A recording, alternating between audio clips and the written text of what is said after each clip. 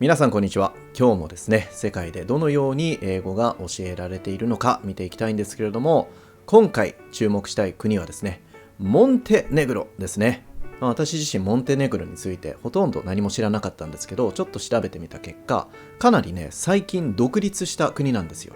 ですので、比較的この新しい国でどのように英語が教えられているのか、DMM 英会話のルカ先生に聞いてみました。で、今回もいろんな質問をしてみました。独立の日はどんな感じだったのかとか、モンテネグロではいろんな言語が喋られていますが、どうやって全部覚えたんですかとか、英語を学ぶ上で何が一番難しいと思いますかっていう質問もしてみました。英語の表現そのものも結構ね、覚えられると思いますので楽しんでください。それではどうぞ。Alright, so Luka, could you please give us a self-introduction, please? Sure. Well, first of all, my name is Luka. You can just call me Luka. No need for honorifics. I'm currently 24, and I'm from Montenegro, a small country in southeastern Europe. I study law. That's my major, and I'm planning to become a lawyer in the future. As for my hobbies, one of my hobbies is collecting. I collect music, video games, and comic books as physical media, but that's really more like an interest or a passive hobby, if you will. As far as more active hobbies go, I like traveling and hiking, and that's pretty much it. Thank you. Okay, thanks for sharing. So, I did a bit of research about Montenegro, and I was surprised to learn that it actually gained independence quite recently. So I think it was 18 years ago. So, I assume you were a child when that happened. So what is that like? Like, I cannot imagine what it's like for a country to gain independence. So was it something like, all right, so from tomorrow we're a new country, and there's like a lot of things suddenly change? What was it like? Do you remember what that day was like? As you said, it was a pretty long time ago. At the time I was about 6 years old. So I didn't really, really recognize what was going on at the time. Yeah. As a kid, you don't really pay attention to that much to the society as a whole. But yeah, I mean, as for my parents, I think they would be of the opinion that not that much has changed.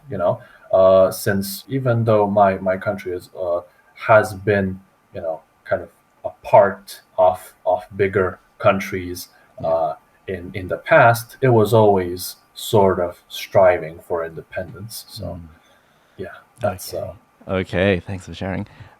So as for the languages that are spoken in Montenegro, so Montenegrin is the official language, and I also read that there are some other languages which are used as official languages, so like Albanian, Bosnian, Croatian, Serbian.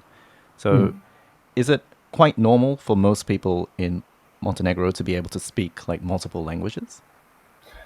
Well, that's another kind of complex question, in the sense that a lot of these languages that you've named, specifically, I would say Montenegrin, Serbian, Bosnian, and Croatian, they are very similar, very, very similar languages. So if you're very familiar, if you're very experienced in one of these languages, you'd be able to freely communicate with people from that come from any of these countries, any of these four countries that I've listed. Right. So in that sense, they're kind of like the same language with some differences. Okay, that's interesting. So maybe it's like somewhere in between a language and a dialect or something. Yeah, actually, that's a very good way to put it. Yeah. Okay, all right, wow. Okay, so then when it comes to learning a foreign language in Montenegro, what's it like? So for example, in Japan, if we were going to learn a foreign language in school, it would almost always be English. Like English would be the number one priority. What about in Montenegro? When you learn foreign languages, is English like quite a high priority, or do you learn other languages? Yeah, I would say English is the top priority, when it comes to foreign languages.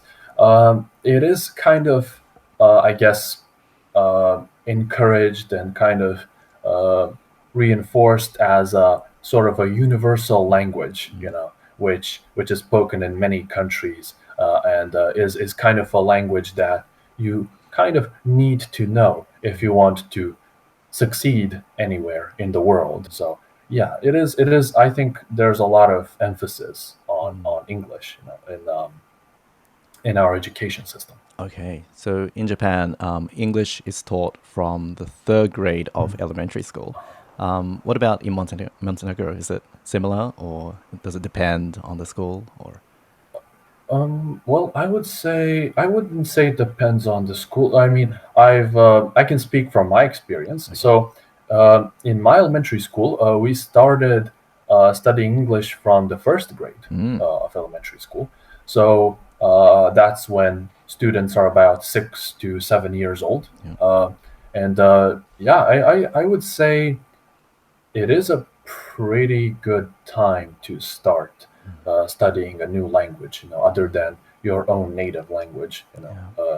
Children have kind of like sponge-like brains, which can, take in a lot of information, and yeah, so it's good to start learning a new language while we're young.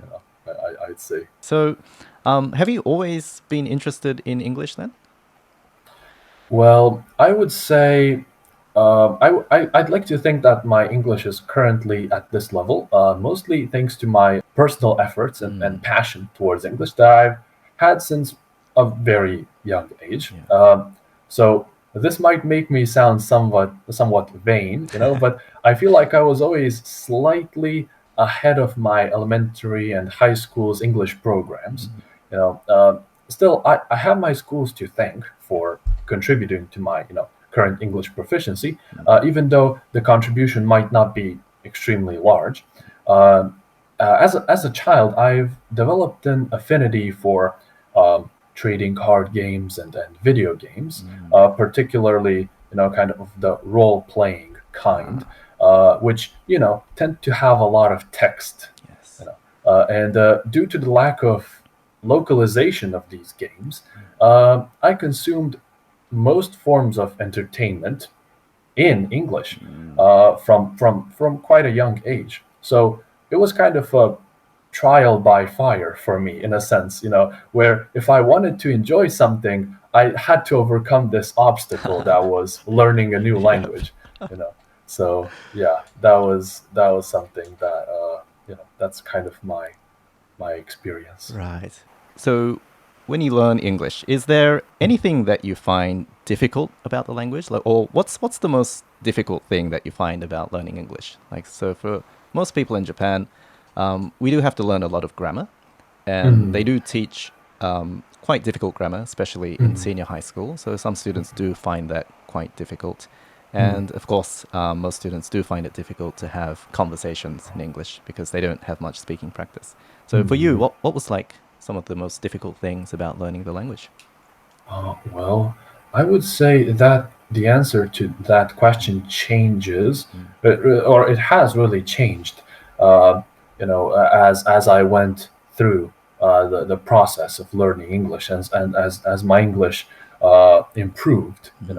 I would say at first, in my early days of learning English, I would say pronunciation was something that I struggled a bit with, because as I might have told you, a lot of the learning I've done was kind of based on text. So seeing a word on paper or on your screen is really different than hearing the word with your own ears. So in that sense, there were many words that many English phrases or words that I knew what they meant. I knew their meaning, the definition, and everything, but I had no idea how to pronounce them. So yeah, there were a lot of cases like that. So I would say I struggled with pronunciation at first, but as time went on, it was it became like more about very specific things, like kind of like phrasal verbs, proverbs, specific slang, phrases, etc. That's I guess when you reach like a certain level of English proficiency, that kind of like a more I guess these like more local things or more specific things are the things you struggle with rather than the language in general. So yeah, I think as time went on, that was a bigger challenge for me, because then I would hear like let's say native English speakers from Scotland or like Australia, and I would hear some slang and I have no idea what this means. What is this? Like what did this person say? So yeah, I struggle with like these like phrasal verbs, slang, proverbs that exist in like different areas of the world. So yeah, that's something I'm still learning. As as time goes on. Would you say that in an ordinary, let's say, in everyday life, there are many opportunities for people to come into contact with English in some way? Like, for instance, if you walk into a bookstore, are there books that are written in English? If you watch TV, are there some programs that are all in English or about English? What's it like? Because in Japan, if you walk into a random bookstore, 95% of the books will be in Japanese. If you turn on the TV, almost 100% of the programs will be in Japanese. So what's it like in Montenegro? Yeah, that's something that I also like kind of wanted to discuss and this is where I'd like to kind of draw a contrast between Japan and Montenegro. Please. So during my DMM career, I've noticed an almost unanimous opinion that Japanese people have on how necessary English proficiency is for everyday life. Most Japanese students I met believe English is not really required for their day-to-day life. And this comes down to ultimately, I would say, how huge and important Japan is as a market for everything, really. So like international companies feel the need to cater to the Japanese market, and therefore almost every product that comes to Japan is localized in some way. On the contrary, Montenegro is a somewhat unknown country in that sense, and combine this with the fact that our native language, Montenegrin, is only spoken in Montenegro, and you can understand why not every product that even reaches our market is localized. So as I said, for example, I spent a lot of my childhood playing these games, board games, trading card games in English because I had no other choice. So this was a blessing and a curse. I mean, definitely a blessing in the way that it motivated me to study English, but also, it is. I guess you can really find the pros and cons in all of this. I do think there is a lot of products, not really services, but products, media, etc., that are not localized, for our country or not translated or whatever. Yeah, and as you said, in bookstores, we, I'd say most books are translated to like a Montenegrin language or one of those like neighbor languages that I mentioned, which are very easy to understand for us. So it's practically like reading it in Montenegrin. But yeah, there is of course sections for books in English and other languages, which also take up quite a bit of space there. So yeah, it really depends on the area, the field, the market, if you will. Okay. So we're almost at the end of this conversation. So, sure. Luka, do you have any final words you'd like to say, or any words of advice for my viewers?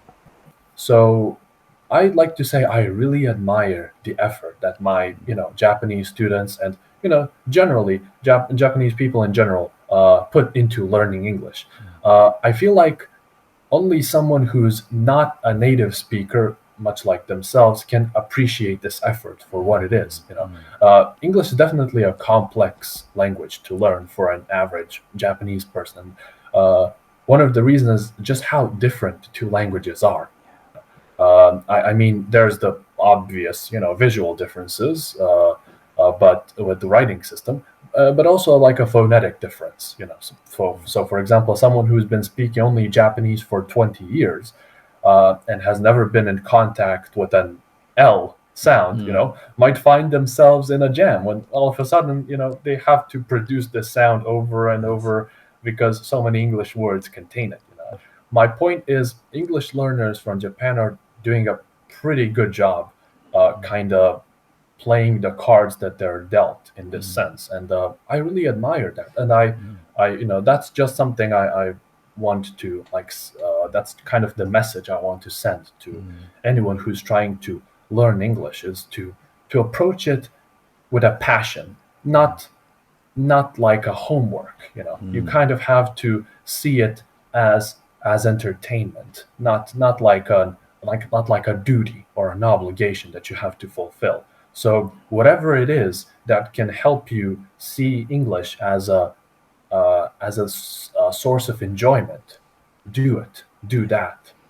It can be whatever. It can be like consuming media. It can be speaking with people on the street. It can be whatever. Whatever you find to be bringing out that enjoyment, that joy in learning a new language from you is what you should be doing, because there's no no wrong way to learn a language while doing that, while enjoying it, I would say. Yeah. Well, thanks so much for your words of encouragement. Yeah, I definitely agree with you. I suppose some people kind of assume that there is the best way and only way, the most efficient way to learn a language. But I think, probably one of the most important things is to enjoy what you're doing. Because if you enjoy it, then, even though you might be taking some long cuts, eventually you'll be able to reach your goal of being able to use the language well. So, all right. Thank you so much. It was a very fascinating and informative conversation. And I'm sure that my viewers got a huge confidence boost. So thanks again, Luka. Hope to talk to you again sometime. So, see you later. Goodbye. Bye Take bye. care. じゃあね。Okay. はい、という感じなんですけれども、いかがだったでしょうか。今回初めて英語の何が難しいと思いますかっていう質問をしてみたんですけど、最初の頃は発音だったっていうのがね、意外でした。なんだけど理由を聞いたら納得しましたね。ほとんど文章を読むだけで英語を学んだから、発音を聞く機会があんまりなかったっていうことですよね。で、日本でね、英語を勉強してる人も結構文章メインで勉強してる人多いと思うんですけど、やっぱりそれだと発音をね、あんまり聞けないので、どうせならば音声とね、セットで学べば、より効率よく発音も一緒に学ぶことができるんじゃないかなと思いました。あとね、今回ルカ先生と話しててすごく思ったのが、表現力めちゃめちゃ高いんですよね。さりげなく自然な言葉の組み合わせだったり、イディオムを使うので、ぜひね、たくさん表現を学んでほしいですね。視聴者の皆さんは多分1回目は内容をね、聞いてくれたと思うので、2回目はね、表現に着目して見てみてください。本当にたくさん素晴らしい表現がありました。例えばですけど、a blessing and a curse とかですね。こういうのをね、本当にさりげなくうまく使えるようになると、よりネイティブっぽくなると思いますよ。はい、ということで今回の動画も楽しんでいただけましたでしょうか。コメントね、していただけるとすごく嬉しいです。ルカ先生もね、多分コメント見てくれると思うので、よかったらたくさんお待ちしています。それでは、Thanks for watching and I'll see you in the next lesson.